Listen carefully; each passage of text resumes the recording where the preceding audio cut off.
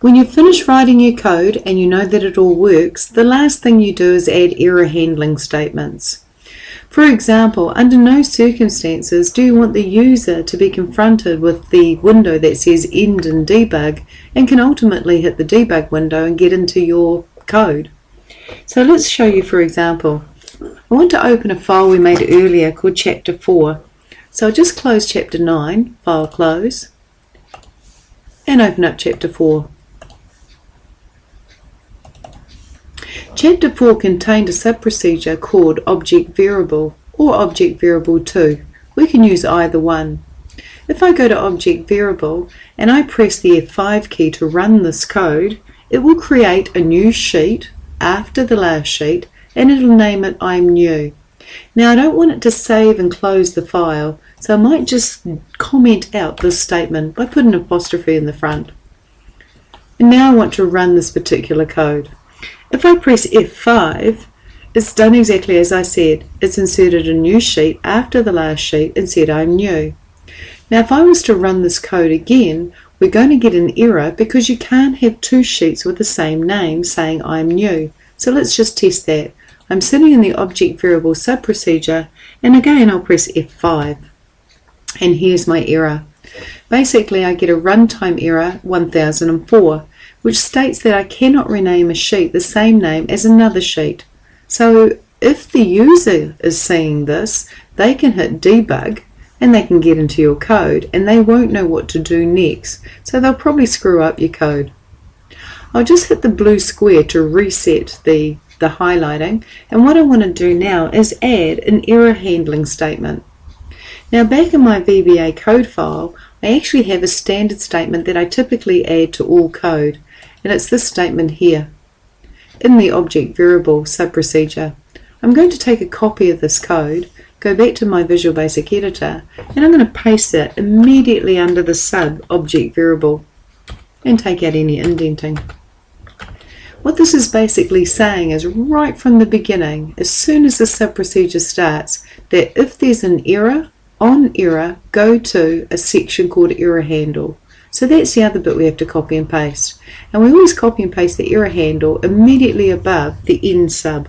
So I'm just going to use my enter key to push the end sub down, and I'm going back to my code file, and I need to take a copy of the ErrorExit and all this information to do with ErrorHandle.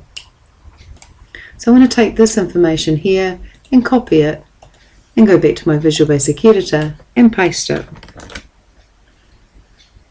And I'll just take out any extra enters.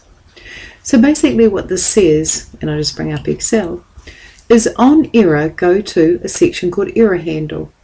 So that'll jump it straight down to here. So you name the section ErrorHandle with a colon after it. Now what this is going to do is if there's an error, it's going to bring up a message box which has the text, the error number is, and then it's going to say what the error number actually is. So that'll be 1004. And then on a new line, it'll have the text the description is and whatever the error description actually is. Once it's brought up that message, then it'll resume the ErrorExit section, and that's this section up here. Now the ErrorExit section has this statement, sorry I'm just taking out the extra spaces, has this statement, on error go to 0, which stops any more errors from coming up. One's enough. They don't need to be bombarded by lots of errors. So on error go to 0, which means no more errors, and exit the subprocedure. So what I typically do is I typically copy that statement and all of this into every piece of code. So I would, for example, take a copy of this statement, go into here and paste it, and take a copy of this, go into here and paste it. And I would put that in absolutely every sub-procedure I had so that it's professional and that if there's an error, the error is actually handled and they don't get the end and debug statement.